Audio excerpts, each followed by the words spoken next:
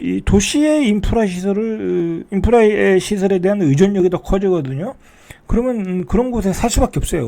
뭐 병원, 교통, 상권, 뭐 이 세 가지가 중요한 거잖아요. 그죠? 살 수밖에 없다. 그래서 고령화가 되면 도시 집중화가 더 일어난다라는 거예요. 그러니까 우리가 앞으로 부동산 포트폴리오를 어떻게 가져갈 건지, 재테크를 앞으로 어떻게 할 건지 여러분들 고민을 많이 할 필요가 있고, 제가 그런 얘기를 많이 해드릴 거예요. 제가 그 방면에 대해서 공부를 하고 또 어떤 시대의 변천에 따라 어떻게 투자를 해야 되는지는 제가 뭐 평생 고민한 거니까, 그죠? 그 노하우를 여러분들한테 알려드리겠습니다. 자, 이제 오늘 주제로 넘어갈게요. 사설이 좀 길었는데, 요즘 이제 집값이 폭등하잖아요. 집값이 폭등하고 있는 거예요. 서울, 그죠? 지방은 완전히 시베리아고, 요즘 제가 그런 생각이 들어요. 지방이 왜 이렇게 분위기가 안 살까라고 생각을 해보면, 지방에 집을 살려고 투자하는 사람들은 이미 서울로 다 날라갔고, 그죠? 지방에 집 살 생각 안 하는 거예요. 그 사람들은 서울에 사지 미쳤다고 지방에 사요? 지방이 싸지도 않아. 그 다음에 지방에서 낡은 구축에 사는 사람들은 내 집값이 3억에서 4억이야. 근데 분양을 받으려니까 7억에서 8억 내래. 근데 그렇게 부담할 돈이 없어요. 그 사람들한테. 내 집이 팔리지도 않고 팔아서 거기다가 3억 4억을 보태서 그 집을 산들 올라갈 것 같지가 않아. 올라가더라도 취득세 내고 뭐 내고 오면 남는 게 없어. 그러니까 안 팔리는 거예요. 결국은 그러면 누가 사줘야 되죠? 그냥 서울에서 그 분양권 사는 애들이 그냥 단타 치러 들어오는 거예요. 그냥 가끔 팔리는 거는 걔들이 샀다가 입주 때 팔아먹는 거예요. 돈 1,000만 원 먹고. 뭐 그것밖에 없는 거예요. 그나마 그렇게 되면 다행인 거예요. 그러니까 분양이 안 되는 거예요, 그게. 자, 그런 상황에서 지금 우리 가계 소득 대비 빚이 그 증가를 해서 그 속도가 세계 4위 수준이라는 거예요. 이게 나온 거예요. 그러니까 우리가 지금 하고 있는 것을 좀 봐야 돼요. 우리가 세계적인 기준으로 볼 때 우리가 어느 정도 이게 빚을 내서 집을 사는 건가. 이 DSR 기준으로 보니까 이 DSR이라는 게 소득 대비 부채 원리금 상환 부담이에요. 그러니까 내 소득 가지고 원금과 이자를 상환할 수 있는 어떤 부담의 정도, 그죠? 그거라고 보시면 돼요. 자, 그거라고 봐야 되는데 국제은행 결제 BIS에 따르면 지난해 한국 가계 부담의 총 부채 원리금 상환 비율이 지난해 14.2%였는데 이게 어느 정도냐인 거를 봐야 돼요. 비교를 해봐야지 우리가 어느 정도 과열됐나를 알 수 있잖아요. 그죠? 자, 이는 집계 대상인 세계 주요 17개 나라 중 OECD 국가들이겠죠. 노르웨이가 18.5%. 노르웨이도 뭐 엄청 빚을 내고 집을 사는 거예요. 호주도 뭐 엄청 집값이 올랐잖아요. 그죠? 캐나다도 엄청, 보니까 이게 호주, 캐나다, 노르웨이 다 이 집값이 폭등한 지역이야. 그죠? 네 번째라 이거, 네 번째.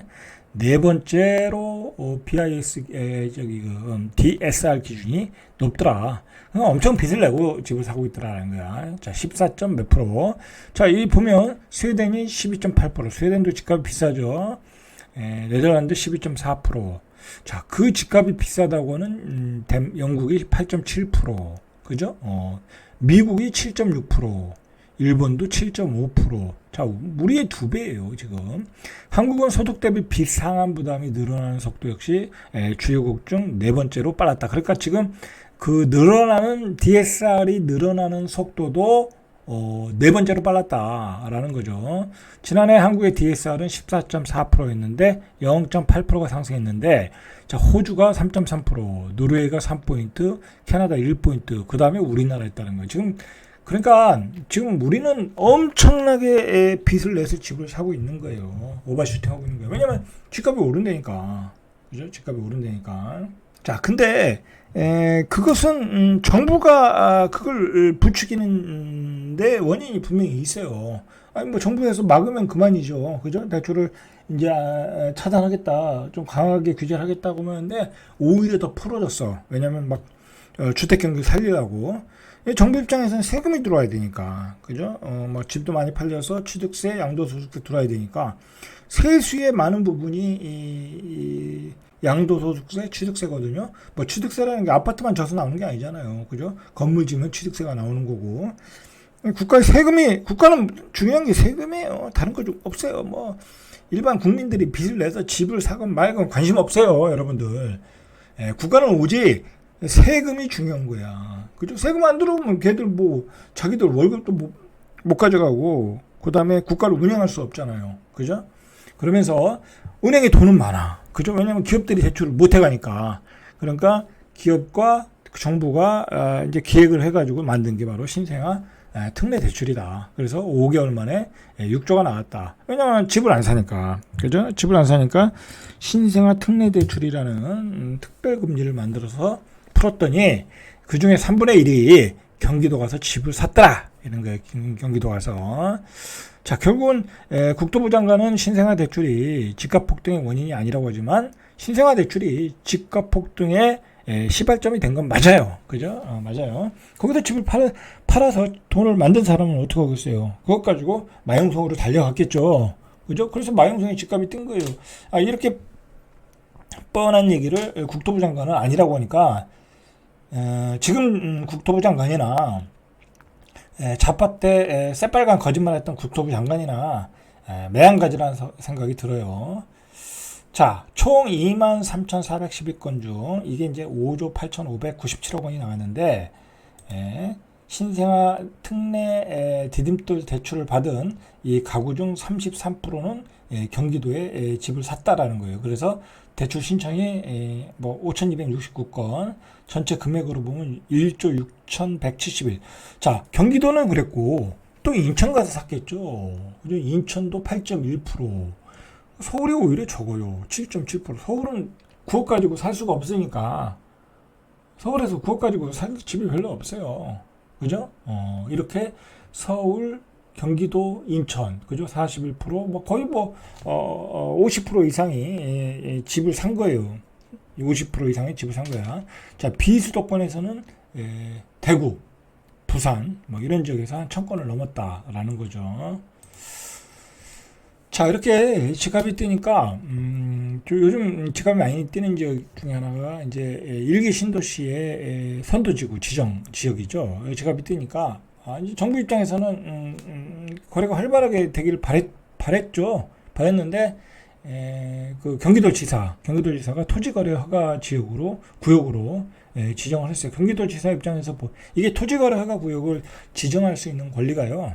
국토부 장관과 지자체장 또는 특별시, 광역시장 그렇게 돼 있어요. 그러니까 이거 김동연 경기지사가 보기에 이게 이대로 놔뒀다가는 또 집값이 폭등한다. 그죠?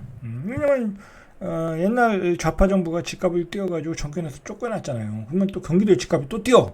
그러면 김동연 경기도지사 입장에서는 나중에 재선이 힘들어질 수 있잖아요. 그러니까 빠르게 지정을 했어요. 경기도죠. 다 지정해서 토지 거래 허가 구역으로 지정을 했어요. 그러니까 지금 폭등하고 있는 분위기를 반영해서 대책을 내놓은 거죠. 그죠? 근데 지금 저기서는 대책을 내놓을 생각이 별로 없어요. 국토부에서는. 당분간은 거래가 활성화될 가능성이 많아요. 자, 그렇게 해서 신생아 특례 대출 나왔고, 그러면서 5대 은행 가계 대출이 7월달이면 지금 며칠 안 남았잖아요. 며칠 안 흘러갔죠. 7월 7일이니까 지금. 근데 7월 달에 2조 2천억이 부동산 주식 투자로 돈들이 대출로 나왔다라는 거야. 요즘 또 주식 시장도 핫하잖아요. 그죠? 삼성전자가 또 올라가면서 주식시장으로 또 돈들이 또 들어오고 있고, 그러면서 또 사람들의 어떤 투기 심리가 발동된 것 같아요. 대출 금액을 보니까. 자, 주식시장 폭등하죠. 부동산 시장 폭등하죠. 자, 이거 큰일이에요. 이게 돈들이 이렇게 대출돼서 나오면. 자, 이거 나중에 후유증이 생기겠죠. 그죠? 주식 투자해가지고 일반인들이 돈 벌겠어요. 지금들어서 얼마나 벌겠어요. 그죠? 다 미리 들어간 사람들이 지금 올라가면 폭등하면 나오는 타임이죠. 그죠? 집도 지금 빚을 많이 내서 산들 전 고점이잖아요. 그죠? 전 고점이잖아요.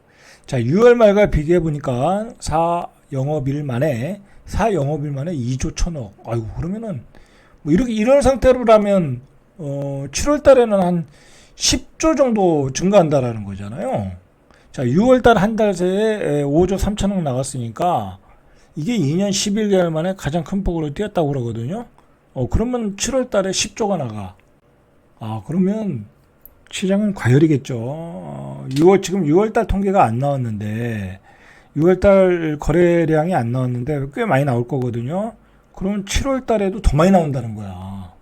그럼 7월달에도 지금 거래가 활발하게 되고 있다는 거야. 그죠? 만약에 이게 한 10조 가량 나가버리면 지금 뭐 5일 만에 2조 얼마가 나갔으니까 자, 주택담보대출이 552조 1,526억 자 552조 9,913억 원으로 8,387억 원 늘었고요. 신용대출이 1조 한 879. 신용대출이 많이 늘었네요. 그러니까 지금 주택담보보다 신용대출이 늘었다라는 거는 뭐냐면 DSR 규제를 해버리니까 주담보로 뺄 수 있는 돈이 한계가 있단 말이야. 그러면 신용대출로도 빼서 집을 사고 있다는 얘기야. 그죠? 이건 또 연끌하고 있다는 얘기지.